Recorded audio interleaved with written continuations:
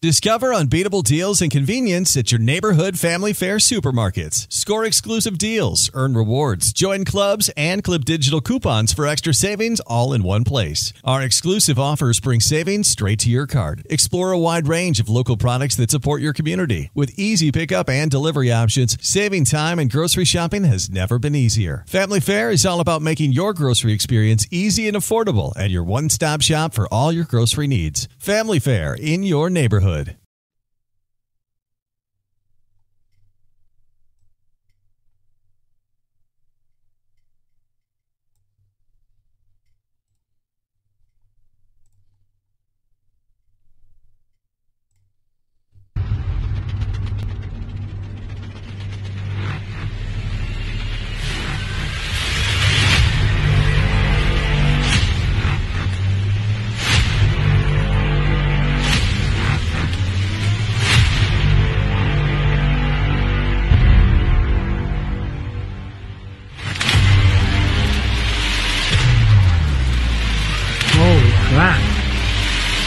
I believe it was 5 separate craft. That's some straight UFO shit right there. That's when I started seeing all of the lights and the contact that I've been witnessing.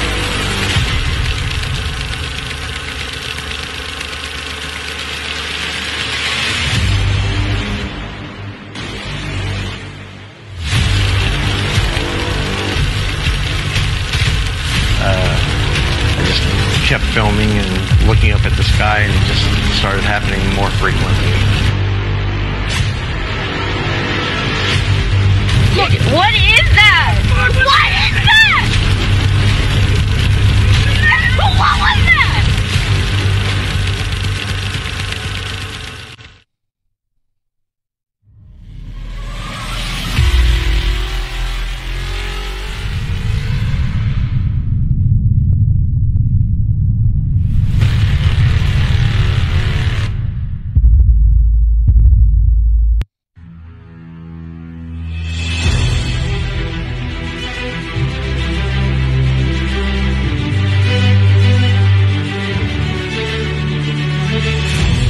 Hi, this is ASDP ufologist Jody Brown from Arizona, and you are watching Alien Strand Podcast with host Donald Ledesma.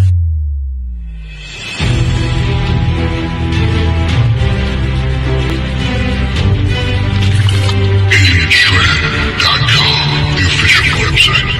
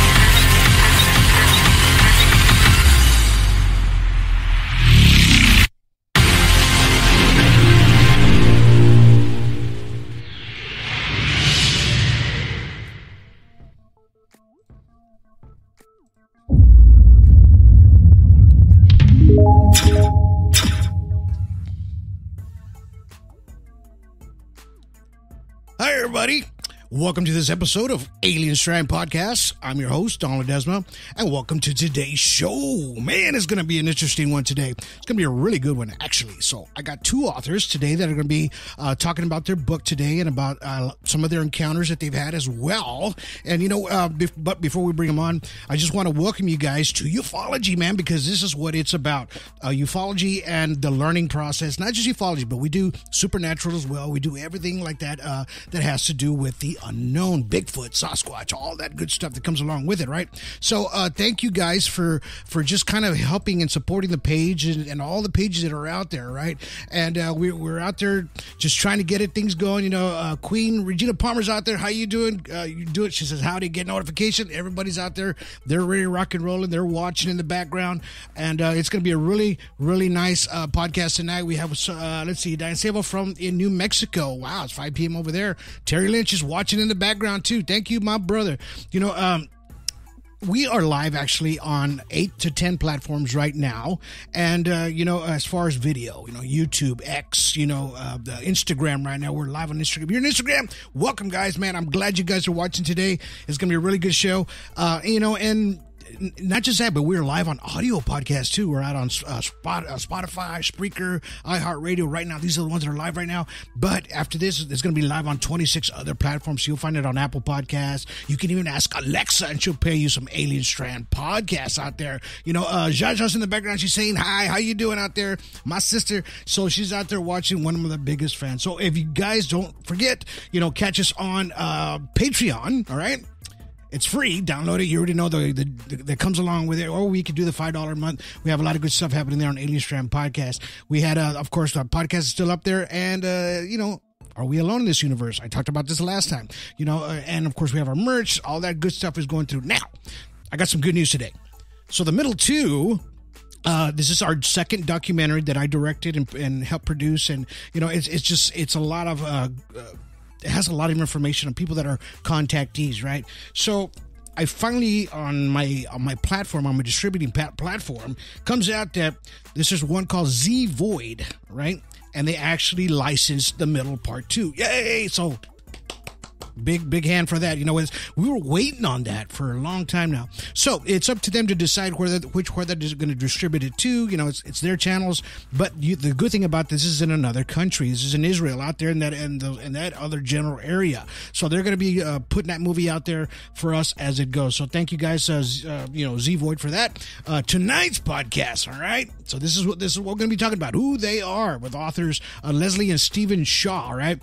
And they're in the background right now. They're waiting for me to stop blabbling, but I need to give you guys a lot of this information because I think you guys need to have all this information, right? This is their book right there. It's called, Who They Are and What Are They Up To. So this is about their personal encounters as well. And, we're going to chat. We're going to have a good conversation. If you guys have any questions for them, throw them at me. I'll throw them on screen and then I'll ask them the questions as we go along. That's how it is, man. And if you're listening to Audio Land, this is going to be a great podcast for you guys. We'll try to give you as many visuals as possible on your audio. I know it's kind of hard to visualize, but I'll try to explain them as we go. All right. So, of course, we're waiting for Amazon Prime to pick us up. I'm sure after this one, they're going to pick us up right away. Okay. This is just how it flows. And of course, the middle is our first documentary is out. Not on 10. I just found it today. 2 more channels picked it up. So we are live on 12 live channels. Tubi TV, TCL. This is our first documentary. If you haven't seen it, go check it out. It's for free on Tubi and TCL or $2.99 at Amazon Prime. Thank you guys. Appreciate that. It was on our YouTube channel. It's down for a while. So you guys are going to have to go back on Tubi TV and all those just to go ahead and find it out there. All right. So the middle tetralogy, I am working on the third film as we talk about. It's going right along. It's turning out really nice. So stick around after you see part 2. Part 3 is going to be even better. So as you guys know, follow ASDP, our disclosure project. What we are is we all work together as a team.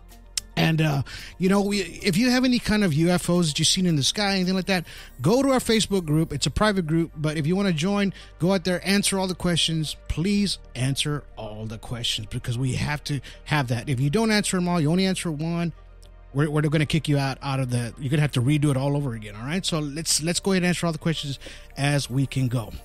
Now, I'm excited. I am excited. I know you guys are too. So, without further ado, let's go ahead and get Leslie and Steven on right now. They're hanging out in the background. That way you guys can meet them, all right? So here we go. Hello, everybody. Hi, Donald. Hi, how you guys doing today? And everyone all around the world. Quite well. Yeah, we're good. Thank you. Nice. Well, thank you for being on the show today. I'm glad you reached out to me through Instagram, I believe, and, because we're live up there on Instagram right now. But, I was very intrigued by your book, right? And then you sent it to me. And I got to be honest with everybody, like I told you earlier, I got through like 60 pages of it already. But, man, is it a really good book, guys. You guys did a really good job on just the way you guys put everything on there from the beginning to the history of the ufology and the way everything comes together. Now, can you tell us from how this unfolded for you guys? How did you guys begin the creation of this? Well, both Stephen and I are UFO witnesses. Stephen saw 3 before he met me, and then we saw 2 more together. It was my first in 2015, and I believed Stephen when he told me they existed before. I just only believed him 95%. But when you finally see your first UFO, then you can't unsee it, and I believed him 100% after that.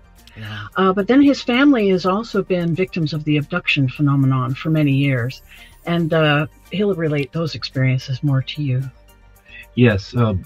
The other part of the motivation was not just our 20 years of research, but trying to explain what has been happening to myself and my family for at least 3 generations going back, as far as visitations. And I was brought up in a British household that went through World War II as children. Very, very, very no-nonsense parents I had. And I was raised with this notion that we had this family spirit guide called Old Glegley that would show up from time to time and help people out.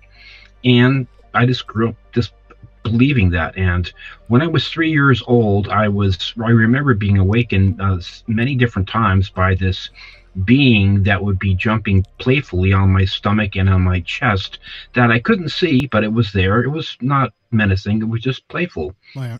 And then when I was 9, I was sleeping in a bunk bed on the top of the bunk, and I heard this unusual sound in the living room. So I got out of the bunk bed being curious, but I felt something was wrong. So my heart was pounding, and I was nervous, and I was, scared, literally. And as I was about to turn the corner into the living room, everything went blank.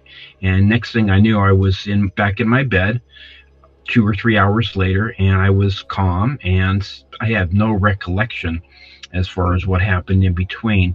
Now, when I was about 11, that was when I saw my first UFO, which was about 9:30 p.m. This is in Woodland Hills, California, which is, it's in the San Fernando Valley. It's close to Encino. And it was this large orange globe that was moving just by itself, right? Just pretty large, and it had no means or propulsion that I could see, and I was fascinated by it because it was just moving from north to south. So I called Griffith Park Observatory the next day and talked to one of the astronomers there and said, well, unfortunately we don't have our telescopes in that direction. So wow. And the next one I saw was during the playoffs between the Boston Red Sox and the New York Yankees in 2005. I was at the Chart House in Malibu, and I was going out to get my car, and the valet got my car, and this is right on the beach. And we both saw this white UFO come out of the ocean and come up vertically and then kind of do some crazy moves and just zip off. And I said, "You saw that, right?" Said, "Oh yeah, I saw that." And then the next one I saw was a couple years later, and that was a mass sighting where I was driving down the Old Woman Springs Pass in Yucca Valley during the day, early morning. It was called into a radio station, and a lot of people saw this silver object that was just hovering in the air. And the other two that I saw were with Leslie. The most recent one was about 3 years ago. Okay. I want to tell my first one. We were driving home at night, and I was looking up through the windshield of the car I was driving, and I saw a bright white light up ahead of us. And at first I thought it was a plane coming into Palm Springs Airport, maybe, but it didn't have the running lights like planes. There was just a single white ball of light. Right. And it grew brighter and brighter as we moved towards it. And I'm not sure if it was just hovering or if we were both moving towards each other. But then it shot away over the northern horizon and gone in about a quarter of a second, moving at what had to have been thousands of miles per hour. Right. And later in our research, I discovered one instance where they were caught on radar moving at 72,000 miles per hour. Wow. Is that now the incident with Joshua Tree, is that what you're talking about, or is it something before that? Yes, that was in Joshua Tree. The Joshua Tree. So you guys were in Joshua Tree heading towards Palm Springs, right? Yucca Valley, yes, we're heading west. Okay, heading west. So when you first saw this object, I mean, did you first think of it as, is this an airplane or at first, kind of like you don't think you know exactly what it is yet, right? Until you're actually kind of sitting there kind of dumbfounded, right? Is that what pretty much happened to you guys? A ball of light can be any number of things, but when they travel at thousands of miles an hour and instantly too at speed, that's when you know you're seeing a UFO. And then the most recent one we saw was it 2021 or 2020? 2020 October. 2020 October here where we're living in Desert Hot Springs. And to me, it was almost like they were saying hello to us, because the part of the sky it was in and the time it was like it was waiting for us to come out, because again, soundless, very, very bright white light making triangular impossible movements, and right. Aircraft has to kind of bank around to turn. This thing was going in V turns, like and instantly at speed too. Just and then again, it went off to the north. It went off to the horizon. With incredible speeds at thousands of miles per hour. So and after you guys, okay, so you had Stephen, you had already told her about the stuff you encountered before, right? And then after you saw your encounter, did you guys kind of put that together and say, okay, something's different here? Do we have to... That's about when we started researching the book, for real, yeah. Okay, so that's pretty much where your pivotal point began, right? Yes. About 20 some odd years ago, yes. Yeah. Yes, okay. It was about that. Actually, Leslie saw her first one in 2005. In 2005, yes. So I guess 18 years ago. Yes. About 2005. But I'd always been interested in the subject because I just, especially if I talk about what happened to me when I was 18, there was a whole week of odd things that happened by anybody's stretch of imagination, right, that my dad, my sister, and I all experienced, especially myself back in 1979. I'm sure you probably read about that in the intro. Yeah. Don. Yes, there was some strange stories there. Now, about this entity or something that was in there. It was dinging some kind of a silver bell or something like that you had. Yes. And it happened in front of your parents, correct? Or something like that? My dad, myself, and my sister, who's just a little bit younger than myself. Yes. We all heard it. We all heard it for going on for about 15 minutes. It was, because I'm a musician, I'm very familiar with the different sounds of percussion instruments, and this was absolutely a silver bell, and we all heard it as a silver bell that was in the wall and next to the fireplace. It was very, very strange. This happened the night before. My father swore, he came out for breakfast the next day, said, Stephen, my closet doors opened and closed on me during the night. I said, well, that's strange, but I grew up in a family that accepted a family spirit guy, so didn't think too much about it. Yeah. So the next night after the silver bells, I was sleeping in my bunk bed on the bottom of the bunk bed, and I was awakened by this whizzing sound in the air, and I thought, well, I don't know what it is. I just woke up, right? Wow. So I looked down the hallway and there was nothing there, and I went to go back to sleep, rolled on my left side, and then the bed started being pushed from the foot area, from the base of the bed, two distinct pushes. And I thought, well, maybe it's like a little earthquake because we're in California, and trying to rationalize it as much as I could. And then then it pushed again 2 times, just a little bit stronger. And then the third time it was a lot stronger.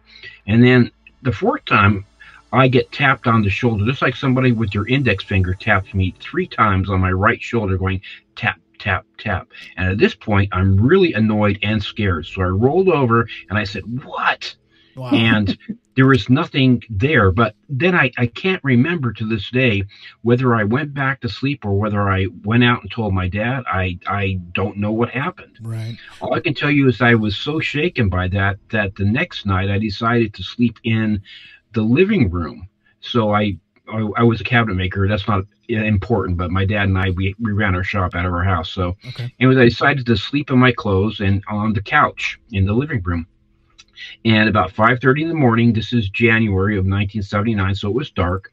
I woke up and I was aware of the piano because I was thinking about what I was going to play that day, and hearing the sound of the little fountain, whatever. And I was thinking, well, it's too early to get up. And so anyways, I'm instantaneously from the front door, about 30 feet behind my head, this blue-white entity, skinny, but about 6 to 7 feet tall, moved from the front door like it was walking, but it was literally like it was gliding. Wow. And the whole house, the whole living room became filled with this intense blue-white light. And this entity stopped by my right-hand side, bent down towards my right ear, and the whole right side of my body just went paralyzed. Not in a scary way, but I just couldn't move it. Yeah. I couldn't do anything. And it said, "Hi, Steve," into my ear. It wasn't in my head. It said it directly into my ear, and it was neither masculine or feminine. And to this day, I try to remember how long that lasted. It seemed like it lasted a few seconds to maybe 15 seconds, and then it left. Yeah. But I still can't remember whether I went and told my dad or my sister about what had just happened. What I do know is that 6 hours after this happened, I was getting hungry, and my dad, we were going to get some lunch, and I just reached into my right-hand side pocket to pull out whatever, coins I had and whatever, dollar bills. And all the coins that I pulled out of my right-hand side pocket were magnetized. I could pick up the coins with the coins, and it didn't matter. I had nails in there too, but I could pick everything up. And my dad and I just looked at each other and said, "Well, that's not possible. It's not supposed to be possible. American coins are designed not to be magnetized, so that they can go into Coke machines and Pepsi machines. And the last night that weird things were happening was when my dad was awakened sometime around 2:00 in the morning. He saw this intense blue-white light coming from out of my door, out of my bedroom, because I went back to sleep in the bedroom, and he was told in his head, "It's okay, Jeffrey, just go back to sleep. Nothing to see here. Everything's okay." So he went back to sleep. So that's kind of like just what happened. In 1 week. that was just 1 week. I mean, that was unusual, but this phenomena has followed me around to 6 different houses. And the family. To England, to different parts of California. Yeah. It's even crossed over to people that aren't genetically related to us, like my mother's older sister. She's was married to a man from a Griffiths, and he even experienced the phenomenon. Old Glegley contacted him once and saved his life. So this kind of thing this seems to have followed us for at least 3 generations. So we have we have a question here from Facebook users that says, when they were little, you guys, or it says, did you play any games with these little guys? Any kind of puzzle games? Do you remember when those things were happening to you, Stephen, or that if you remember kind of playing with these things in a sense?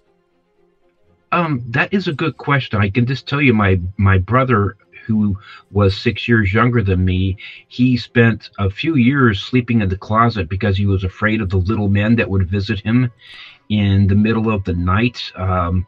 We did. I don't recall you ever saying they played any games. No, I didn't play any games. But what we did, my sister and I, when we were teenagers, we messed around with the Ouija board for a little while, right? And we were able to get it to move without our hands on it and that.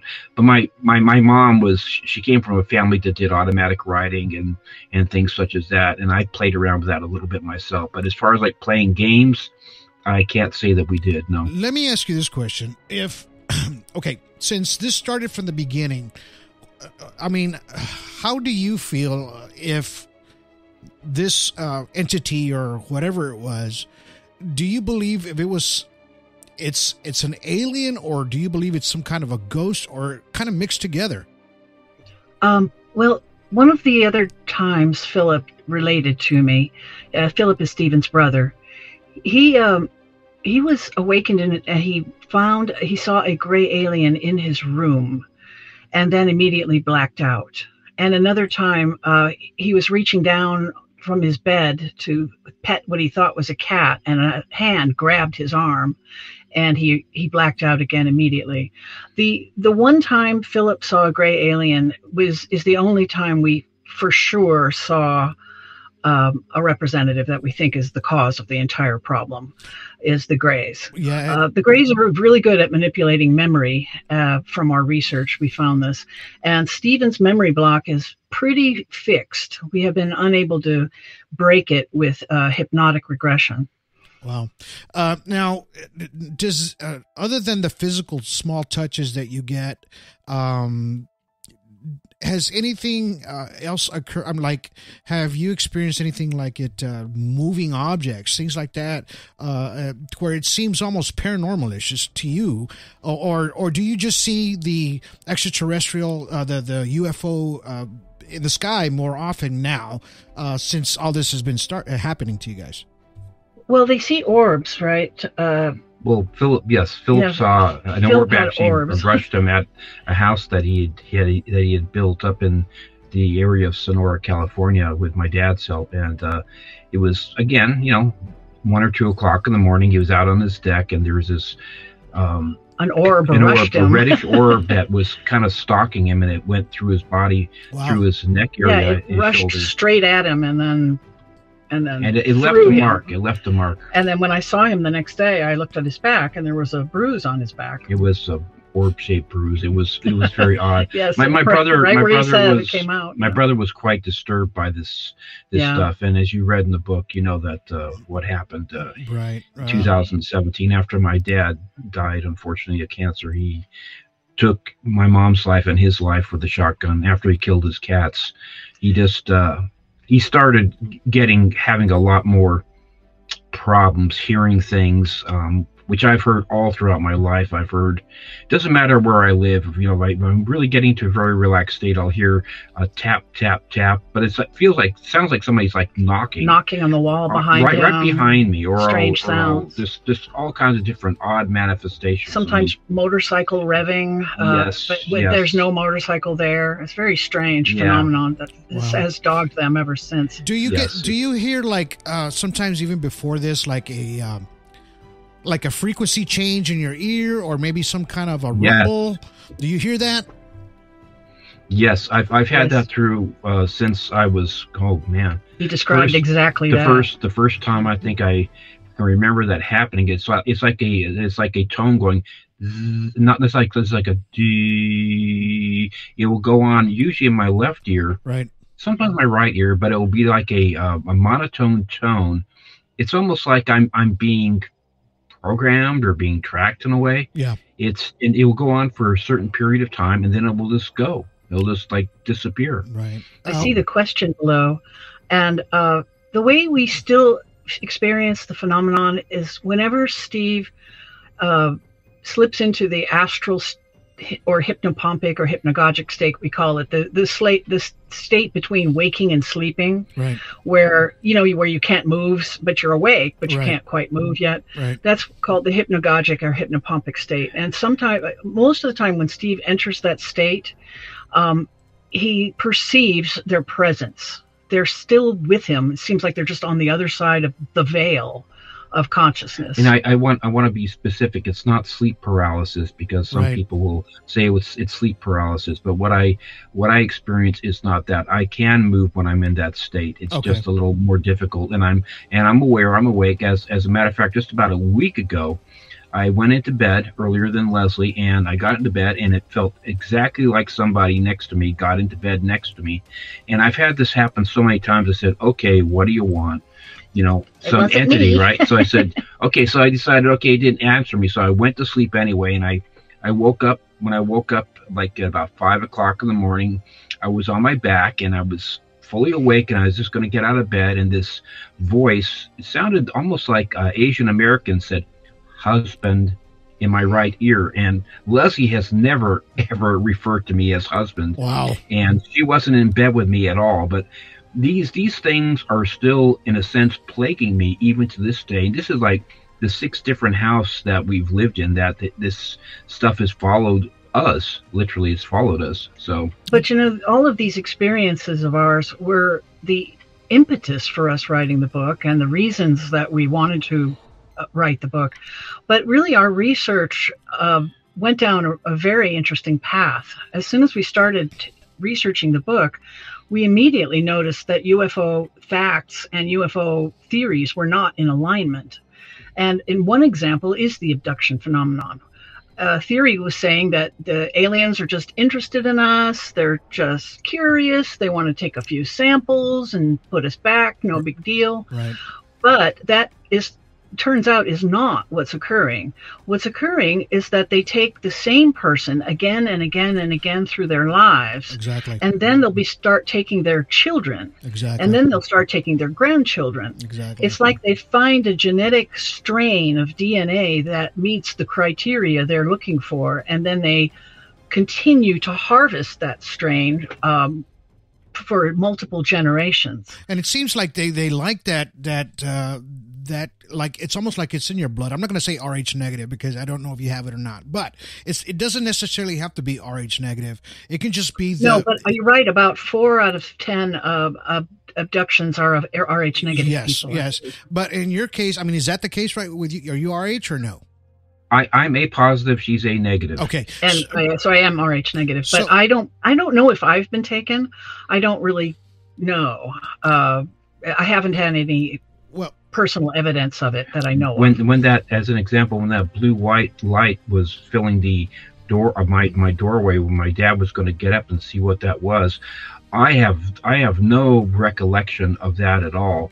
I mean, I may very well have been taken. I certainly was contacted, but when that particular thing happened, I did not wake up. I have no recollection of that. So, and Whitley Strieber describes being taken out of his bedroom by them with his sleeping wife right next to them. So it could be that they're taking him every day and I wouldn't know it, or they're taking me every day and he wouldn't know it, except for those times where you happen to gain consciousness enough to notice that, oh my God, I'm on a metal slab with 5 aliens around me. Let me ask you this question, you guys both.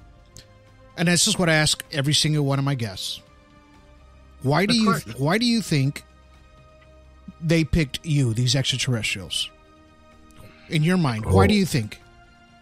Well, okay, at that time in my life, when I was 17 and 18, I had just started studying Tai Chi, and I ended up becoming a Tai Chi teacher for 23 years, and I was also reading a lot of Paramahansa Yogananda's work, and I was for an American young man, I was very chaste. Okay, it was I was leading as much as you could consider like a spiritual life in a Western civilization. They were a very spiritual family. Yes. And also his very psychic family. His mother and grandmother were both automatic writers. Wow. And I can knew immediately when her mother died. Yes, I can relate to that specifically. When I was 9 years old, my mom picked me up from elementary school, and she was crying, and I could tell. She said, "Mom, what's wrong?" I said, "My mother just died." I said, "Oh no, how do you know?" I said, "I was contacted. I got this feeling, and I did automatic writing, and I was contacted by Old Legley and said that your mom has just died." And we didn't find out for a day or two after when we got the call from England saying that, your mother has died. She knew that about her mother, about her father, and Uncle Clifford. She knew, and she was contacted and the by whole automatic bunch of you writing. are psychic. The whole bunch of them. Stephen is very psychic. He pulls words out of my mind constantly. Wow. And I believe there ones. is a psychic component with this phenomenon. And also, it's primarily a Caucasian phenomenon. Right. That's another odd thing about it. Is the one study I looked into for the book was 94.6% of abductees are Caucasian. Right. So they're harvesting Caucasian DNA in fairly large quantities for what we think is their bizarre breeding program. Right.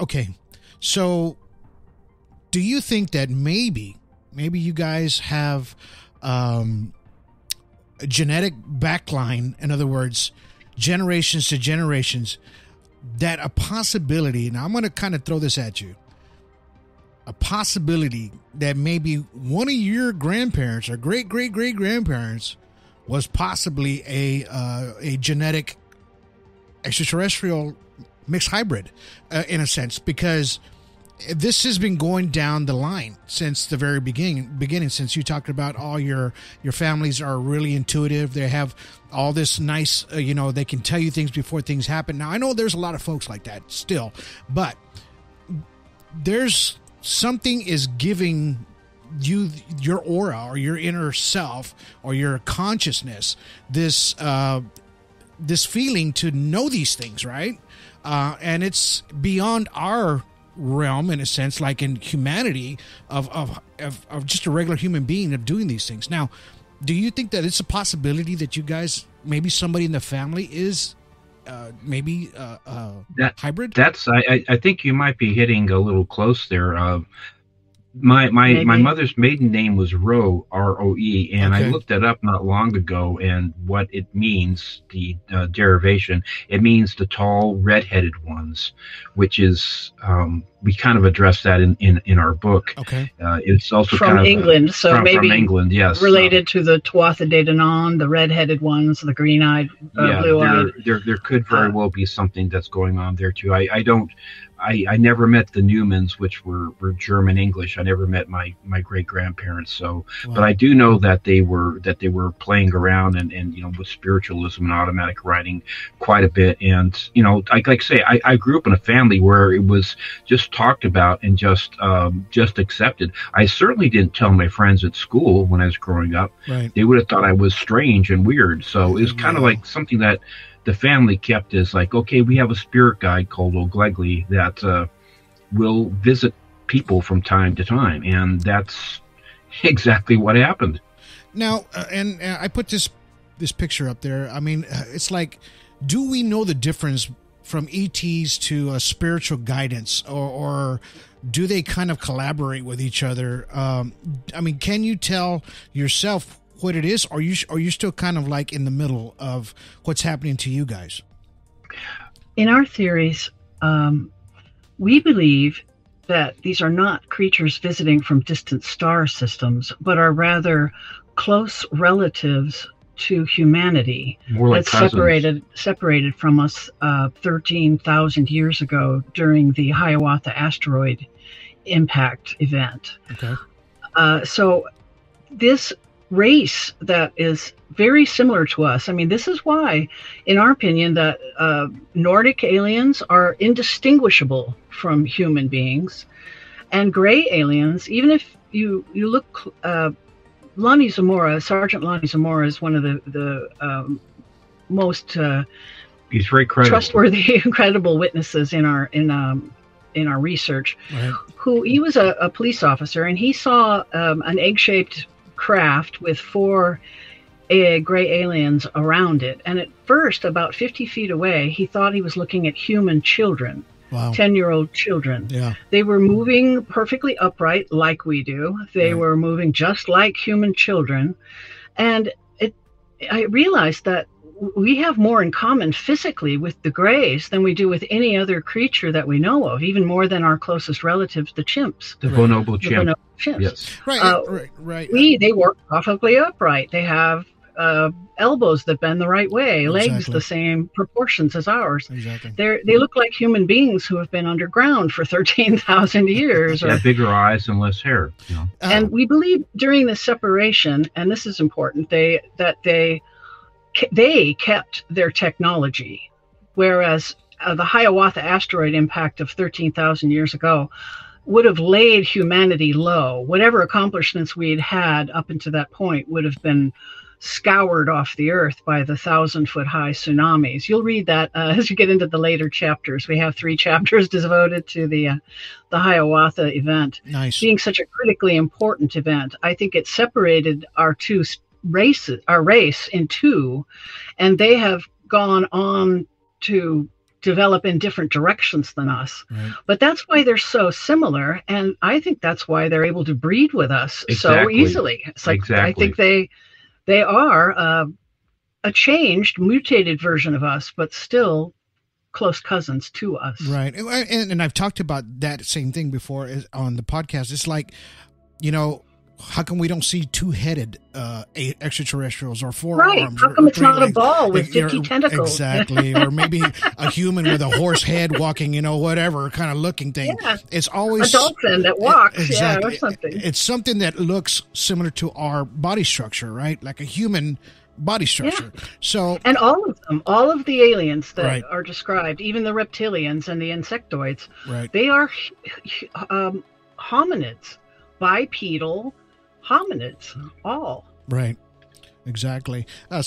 Somebody says out there, a distant cousin, probably. And That's what we think, is that we are physically related to them. They do look like us. Separated by thousands of years. And the funny thing, too, I want to mention that what I was attracted to as far as I was growing up and deciding what I wanted to do for my life, as far as, you know, what kind of, you know, craft or trade I was going to go into. I started as a cabinet maker, then I went into the military for 6 years as a CB, right? And I started going to school taking pre-med stuff, and I decided I wanted to become an acupuncturist.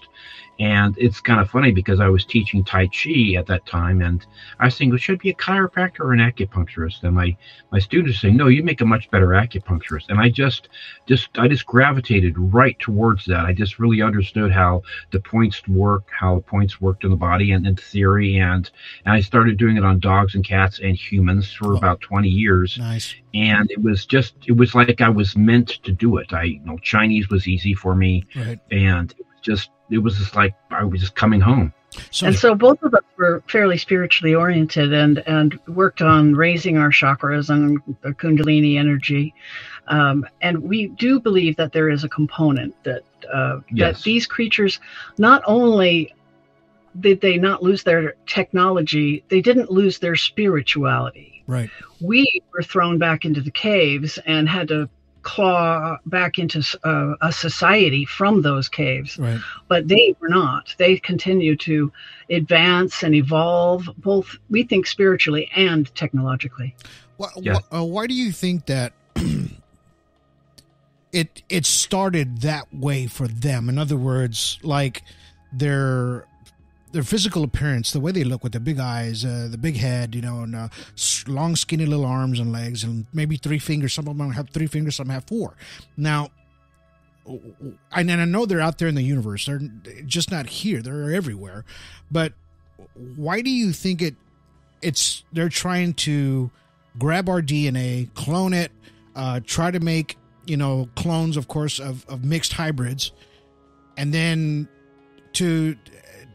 in other words, are they trying to change their appearance to where they can actually mix with us? Is that your possibility of thinking? Yes, we believe there's a couple different possibilities there. They're trying to basically uplift us in a sense to make us more compatible so they can reintegrate with us, or they want to try to help to make us a little bit less, you know, human beings currently, we're a pretty angry, fearful bunch. They consider us to be. They still consider us to be barbarians. Yeah. What little we know about how they think about us, it's not flattering. Yeah. And we noticed the UFO activity drastically increased after the use of the atomic bombs in World War II. Right. And we believe that they are quite alarmed about that, and they have been studying our nuclear capabilities ever since and experimenting on our nuclear capabilities. There was the Malmstrom incident in Montana, where a UFO parked in front of the base, and one by one, the nuclear warheads were all taken down offline, one after the other after the other. Mm-hmm. All separate systems, computer systems, so quite the achievement all at once. And then they follow our carrier groups every time they go on maneuvers. This was something we didn't know until we saw we knew that they were following our military, but we didn't know every single time they go out. And we heard that in the disclosure hearings this past summer. Yeah, yes. David Fravor and Graves were saying that they're being seen every single time they go on maneuvers. And they also said that only about 5 to 10% of the sightings actually get reported, because there still is this muzzle stigma, attached with it. So, but we get 10,000 reportings a year, right. So that means that we're really seeing 100,000, 100 to 200,000, or 200,000. Yeah, and it's not just plaguing the United States. It's also doing with the Russians and the Chinese, and there's different levels of acceptance. Like, people in Peru, they're very open. The military is very open to the idea of aliens, where we're still kind of playing around. Our government is very closed. Still being evasive about it. Yes, they were. I mean, it's gotten a little bit better with the release of the Elizondo videos to the New York Times in 2017. The DoD, the Department of Defense, had been just stonewalling us for 80 years, lying to us, lies. This isn't happening. It's swamp gas. It's mass hysteria. It's not happening.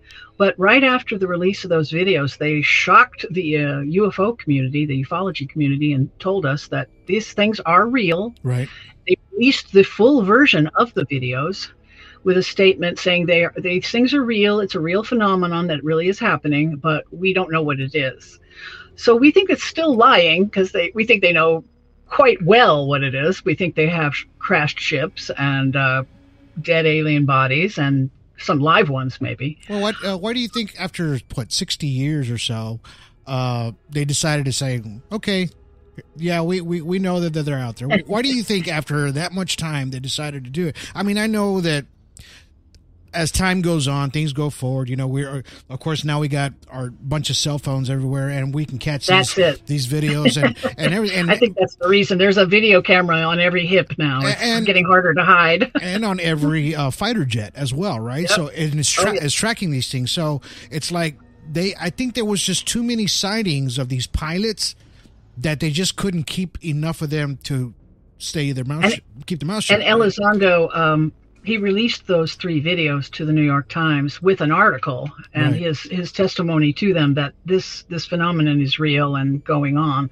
So they would have had to refute, and he was the head of the department, by the way. So they would have had to refute and try and do the usual thing they did. But I think they just maybe gave up trying to hide it, because they can't hide it anymore. Yeah, we call it the golly gee. These things are there, but we don't really know what they are. Kind of the defense that, we acknowledge that there's something we don't know about. But they also said too that they don't seem to be a clear and present danger.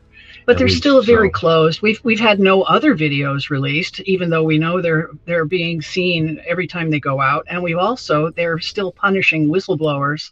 They're still going after them, their pensions and things like that. Yeah. So David Grush, the intelligence officer who was the whistleblower for that hearing, he's been harassed and hassled, and he's facing charges. Oh, over and over. And they even said that they brought some old thing that he was a drunk and he fought with his wife. And I mean, I was over here thinking, what does that have anything to do with what he was saying, right? So they were just trying to just make him look like a nobody, and that he was just talking out of what. But we see them do that for years. They first try and use ridicule to make people embarrassed to come forward, and then they'll try, affecting threatening. They'll threaten them, and then they'll actually affect their jobs, try and get them fired. And then, of course, the one way to permanently silence people is murder, and we believe they've done that a few times to keep this secret. Most definitely. I'm going to bring up this subject. It's a little touchy subject, but I want to know your thoughts about it, because it does happen to a lot of folks.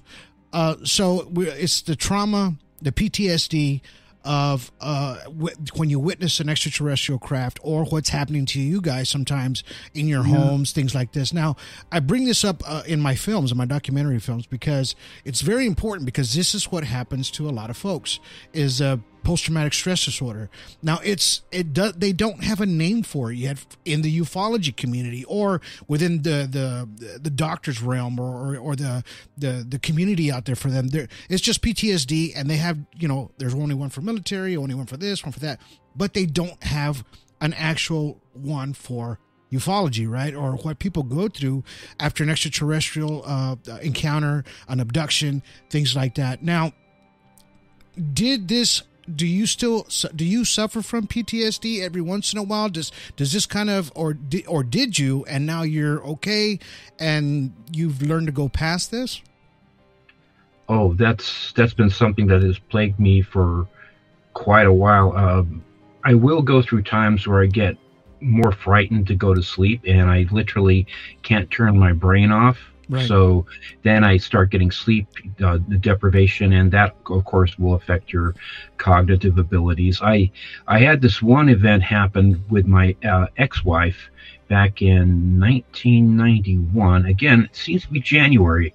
A lot of times these things happen, and I woke up about 6 o'clock in the morning. Again, it was dark. She was getting ready to go to. She was a school teacher, and so she was in the kitchen doing stuff, and I was still in bed, and I just rolled over to go back to sleep, and then I heard this Harley Davidson being revved up, and I was in a second-story condo, and I thought, who the heck is revving up a Harley Davidson at 6 o'clock in the morning next to the pool? And I got out of bed, and I went to go look out the window, and the noise stopped. There was no Harley Davidson, so I went back into bed, started to go back to sleep again, and the same thing happened. And I rolled over onto my back, and I was getting really annoyed. And then it was like, honestly, it felt almost like a veil between my subconscious and my conscious mind was ripped open. And all these beings came into the room, and they were like harassing me and beckoning me to come with them. And it was very, very scary. And it went on for, I'm not sure whether it went for 5 minutes or 10 minutes, but I could not make them go away. Wow. And I had to drive like an hour to go to work. I was an acupuncturist at the time, so right. I think, oh my God, I'm losing my mind. So I went to go seek some help after that. Actually, I went to a psychic because I didn't think that a psychologist. Well, I didn't have access to a psychologist at the time, so I went to go ask some advice from somebody that might know what was going on, and she gave me her piece of advice, and she did the tarot card thing, which I didn't really find that helpful at all, but she said, you might have some alien stuff going on. I said, well, no kidding. But yeah, I've also had interactions where I believe I've been helped twice in my life at least from dying, where aliens or angels show up and have basically saved my life. So I've had some interesting things happen that. So you've had some kind of divine intervention, like things like that has happened to you. I believe so. Twice. Yeah, I know when one happened. It was April the 1st, 1992. I was at Nicholas Canyon Beach with my prior wife, and I decided to go do some body surfing. The Pacific Ocean is kind of cold, right, especially April the 1st. So, I hadn't been swimming for a while, but I thought, I'll just go out and do some body surfing with some guys, right? So I went out there, and then I noticed a bunch of the guys started to go in, and I said, maybe I should start, going in now. So I started trying to swim in, and I guess I got into like a riptide because I wasn't making any progress. Wow. And then my arms just became like lead, where they got so cold that I literally could not move my arms. And I just said, oh my God, I'm about 100 feet off, 75 to 100 feet off of shore, and I'm going to die. Oh, no. And I saw this lifeguard who was flirting with some girls by the lifeguard tower. And I thought, Stephen, all you can do is yell as loud as you can. So I yelled 3 times. The third time, I yelled as loud as I could. And he heard me, or somebody heard me. And I went down. I was at least 6 feet under. And I started to see this bright light. I said, I'm going to drown. This isn't so bad. I'm just going to swallow and I'm going to be dead. Right. And within about 2 seconds after I went down, this guy somehow found me in the waves, moved. I don't know. Michael Phelps could not have moved that fast. Wow. He somehow found me 6 feet underwater and grabbed my arm, pulled me up, and then he pulled me into shore doing the the way they do it, they put their arm around your neck and Right. you're on your back. He said, relax. Right. And I got out of the water and I still couldn't move my arms. And I just sat down. My wife was really annoyed at me. And I said, I gotta thank this guy. Right. And they said, what guy? It's the guy was gone, just was gone. What he did, whatever that being or entity did, was physiologically impossible to get to me because I was under. Right. And it was 100 yards out. yeah, it was I was a long distance out, and how he got to me, I still don't know. And that was one of two. Yeah. So, But back to the PTSD. I'm sorry. PTSD. I believe Philip suffered from that a great deal. Yes. Yeah. That's, we think, his whole life. He was a brilliant man. We taught calculus. He's an engineer. Almost a genius. Yeah, an engineer. Brilliant man, but always somewhat disturbed. Right. A loner, no relationships. He became grossly overweight. He became a miser and he would never spend a nickel on himself in any way. It was just very, very strange. And he had plenty of money, so it wasn't like he was like with like misers do, I guess. Like a depression. But Did he go through? he just wasn't. I guess normal is not a real word to use, but it seems balanced. like He wasn't really balanced. Yeah, he didn't. He didn't have a normal relationships for sure. It was like a depression kind of state that he was in. Do you think that after he encountered this when he was younger or back, that was the pivotal moment where it started for him to go downhill from that moment on, where he couldn't understand exactly what was happening to him? Because he did. When he started in the closet. Well, so. he went through a kind of a normal period. When he was in his teens and early 20s, when he had a really good job, and he seemed to be not suffering from it so much. But I think when he hit around the age of about 35 or 40, it started to affect his health. Affect his health a lot. He became a fibromyalgic, which is rare for a man. Extremely sensitive 5%. Extremely sensitive to sounds and to smells. So very, because I was an acupuncturist, so I saw a lot of fibromyalgia, and it's a very real thing. And, and he couldn't work any longer. He lost his job because he couldn't work any longer because of his back and his fibromyalgia. Wow. And I think that too took away some of his self-worth too. When a man loses his job, it's and health. Yeah. At the age of very young, fibromyalgia, I have it too, and it strikes when you're about 30, and in my case, and it turned me into a 65-year-old. It seemed like overnight. Wow. I've since treated it well, and I'm in almost a remission state. I'm enjoying a pretty decent health now. Good. But I understood what he was going through. It was quite debilitating, and we think all of it is rooted in this phenomenon. And of course, you guys wrote the book on it, and of course, we talked about the UFOs and why the abductions and the interactions. Now, when you had these interactions with these things, were you able to communicate back with them and kind of like a conversational kind of thing? Do you remember, or it was just like they were just kind of giving you the information? Most of the time, it's a one-way avenue. I have actually one time. This will sound very odd. I was 23 years old. I was at the Fallbrook House in Woodland Hills, and at that time in my life, I was in the military and in tremendous shape, and I was enjoying sleeping on the floor on my back, just with like a simple blanket. Right. That's what I like to do, and again, I woke up. It was before dawn, and the room I was in had these ceiling beams, and I just I felt very, very, very relaxed, and my body felt kind of like it was glued to the floor. But I was alert and I was awake, and I looked up towards one of the beams, and there was this little being, actually about 2 foot tall, but had a triangular head with these big eyes, and it was kind of shimmery. Wow. And once it noticed that I noticed it floated down and landed by the right side of my body, and it said in this deep baritone voice, "Do you want me to help you get out of your body?" And I felt this tiny fear in my gut, thinking, I can't show fear. So I said, "You can help me, but you cannot possess me." Wow. And it grabbed my right arm and it started to float back up into the air. And I heard this kind of like yell, like a frustration yell. And then it disappeared. And then I got up and I told my dad. He said, "Well, no, who were you talking to?" He said he heard two different voices, myself and somebody else. So, it's sometimes the paranormal and the alien thing, I'm not sure 100% whether they fully they cross correlate or whether they're different.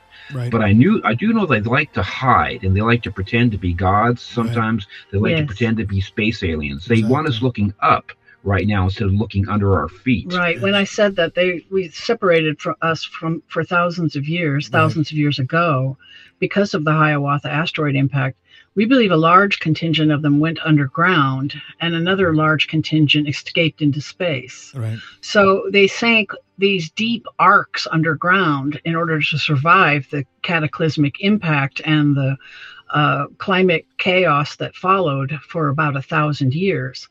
Right. We think that's why they didn't come back out immediately. It's like for 1,000 years, you couldn't grow crops on the earth. The Younger Dryas boundary is the layer of soil laid down after the Hiawatha impact, and it's about 1,100 years worth of soil showing extreme climate chaos and upheavals on 4 different continents and 10 different countries. And, and there was a mass conflagration that happened at the same time, and it's right there. So once we found in 2016, once we found the Hiawatha impact crater, we found the murder weapon. We already had the dead body, which was the nanodiamonds and the extinction events of that time period. So now we know, and we can confirm that the Great Flood actually did happen. Yes. Right. So where is the zero impact of the Hiawatha? The Hiawatha asteroid crashed into the Hiawatha Glacier in northern Greenland. Northern Greenland, okay. 13,000 years ago. It would have immediately vaporized 1,500 gigatons of ice, and a single gigaton is 100 billion metric tons. So 1,500 of those were immediately turned into water vapor. So it would have covered half the planet in cloud.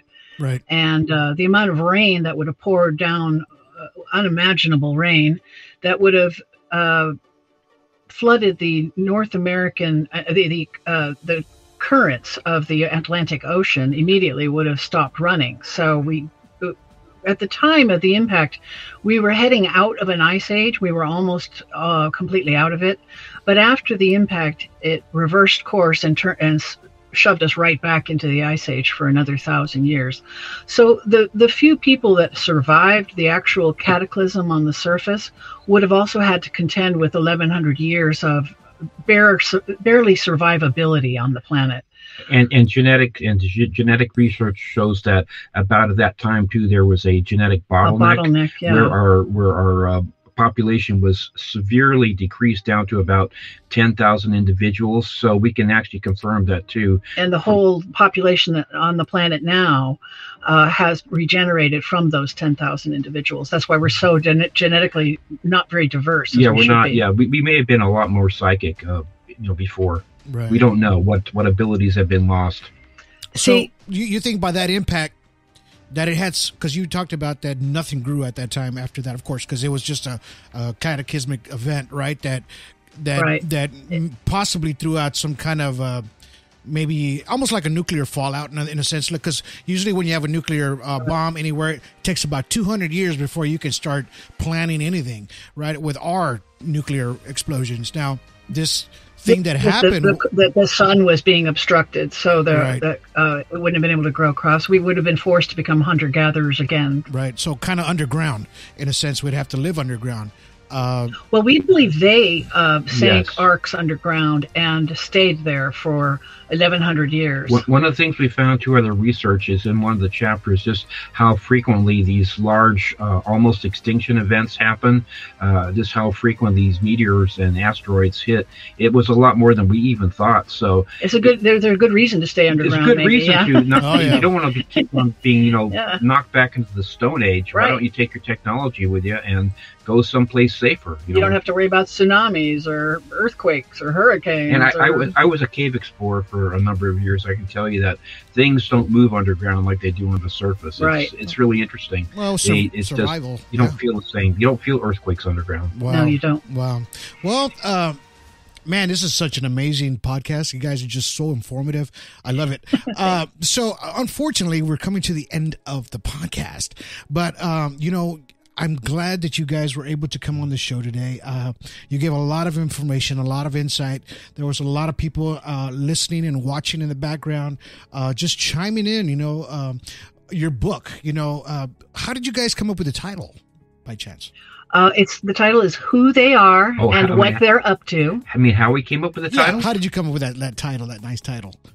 Well, that's what I tried to explain to people. This is the quest of this book, is to expose who are flying these UFOs in our skies, right, and what their motivations are. So we began closely monitoring what they're doing. That's the only way to really find out what they're up to, is to monitor what they're doing. Leslie came up with the title, and I thought it was quite good. I don't know quite how she came up with it, but it was almost like answering our own question, like, well, who are they, and what are they doing? That's what I keep seeing. I kept seeing people on television shows about UFOs. We watched them all, yes. Right. And these poor people would be looking up in the sky going, who are they? What do they want? Exactly. What are they doing here? But a lot of our research actually started with guys like Graham Hancock and William Bramley back when people were reading books. Yeah, we were reading all those books. I really started, doing the research maybe back in the early 90s, late 80s. So yes, a lot of our stuff is pre internet. Like a lifelong interest in it, really. A lifelong interest. I've been searching for answers for most of my life, quite frankly. Well, Marisol out there, she says, thank you guys for coming to the show and telling us about your experience. Come back soon. There's a lot of people out there. Thank you, Marisol. And they just loved all your insights and everything that you guys had to say tonight. And, here on Alien Strand, thank you guys for just being on the show today. I really appreciate so much for having us. Oh, yes, it was awesome. So, where can people find you guys? We're on Amazon and Ingram as far as ordering the book. And you can also find us at Facebook and Instagram at the same handle. It's leslie.shaw.author. And we have a website with some blogs and excerpts at whotheyarebook.com. Right on. Nice. Well, I mean, I'm glad that you guys thank you for sending me the manuscript for one. I'm going to finish. I'm going to read it through, and I'm going to go buy the book because I love it. It just, I read a lot of these books of UFOs and like I told you earlier, I'm not bragging because you guys are on the show, but it kind of starts like that, but yours is like very informative, and it gives you the dates, times, things like that, and it kind of comes all together from the beginning to where I need to catch up to right now, actually. But you guys just did it so well, and everybody out there that are listening tonight or watching tonight, please go get their book. It's an amazing book. Find it at whotheyarebook.com and look for them on Instagram. That's where she found me, and Facebook, and wonderful people. Thank you guys for being on the show. I really appreciate it. Thanks, Donald. Sure. Heck yeah. All right. Well, it's time to go. But you guys have yourselves a good day. Bye, everybody. Bye. Bye-bye. Bye. All right, guys. Hang loose in the background real quick, okay? And then I'll talk to you after the show. Okay. All right, guys. Thank you guys for sticking around today. And just, this was an amazing podcast, and I'm glad you guys were chiming in today. Everybody's out there. Terry Lynch, everybody out there. Marisol, Regina was out there. We had a lot of folks just chiming in today and just giving their information. Neo Blue Sangier was out there. Erica Garcia was out there. All these folks were just watching this amazing podcast as it unfolded, as they told their stories, because, it's like she said, and it's like what I always say, you once you see it, you can't unsee it, right? And seeing is believing, because that's what my documentaries are about. I'm going to show you the footage, and they're showing you as they're telling you in the book. They're showing you the information, and all the information is in there, and what happened to them. Now, there was some unfortunate incidents that happened there, but at the same time, they're letting you know, and they're giving you disclosure as it's happening, and they're giving you a lot of things that of course, with the meteor and how everything comes together, right? And that's disclosure, right? And that's what we want to do to studying ufologists out there, or just regular people that just are interested in this subject, because it goes back a long way. And I mean, we can talk for hours and hours, but there's only so much that we can do in an hour. But at least you guys were able to get all this information. Again, I want to thank you guys for listening to the show. Catch us on 26, 27 platforms. On audio, you can catch us on right now, video, YouTube. Give us a like, subscribe. Go check out our documentary out there. I really appreciate you guys for just listening to me ramble for a little bit. But until then, you guys have yourselves a good day. Have yourselves a good evening. And have yourselves a good night. Happy New Year.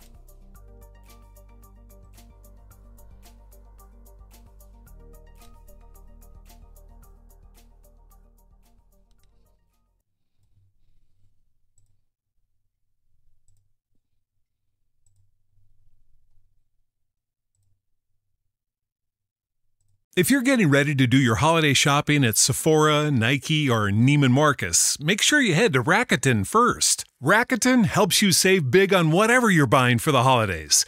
Getting gifts for friends and family? Get some cash back for yourself. Plus, save on festive home decor, party outfits, and that trip to see your fam. With Rakuten, you can earn cash back on top of the biggest sales of the season, so you get the most savings. And it's easy to use. Just start your shopping at Rakuten.com or use the Rakuten app, and you'll get your cash back payments through PayPal or check. Rakuten partners with over 3,700 stores. The stores pay Rakuten for sending them shoppers, and Rakuten shares the money with you as cash back. Join for free at Rakuten.com and get the Rakuten app. That's Rakuten.